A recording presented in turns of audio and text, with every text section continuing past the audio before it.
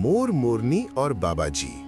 रेगिस्तान की तपती रेत पर एक दरवेश जैसा आदमी लंबी सफेद दाढ़ी और सूफी लिबास में दाने बिखेर रहा था। मोरनी ने कहा, हमें सावधान रहना चाहिए, ये अनाज कहीं किसी जाल का हिस्सा तो नहीं। मोर बोला, अरे वो दरवेश हमें खाना खिला रहा है, शुक्रिया करो और दाने खा लो। मोर दाने चुगने लगा, लेकिन थोड़ी ही देर बाद उस आदमी ने अपनी चादर से धनुष बाण निकाला और मोर पर निशाना साध दिया।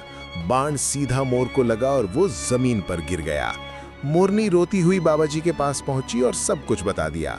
बाबाजी के सिर पर हरी पगड़ी थी, शरीर पर लाल दरवेशी लिबास, लंबे बाल और बड़ी सफेद मूछें और दाढ़ी थी। बाबाजी ने उस आदमी से पूछा, क्या तुमने धोखे से मोर को मारा है? आदमी बोला, हाँ, मैं शिकारी हूं और यही मेरा शिकार करने का तरीका है। मोरनी बोली, बाबाजी, इसे कहो कि अगर ये शिकारी है तो शिकारी की वर्दी पहने और हाथ में धनुष बाण रखे, लेकिन नेक इंसान का लिबास पहनकर धोखा ना दे।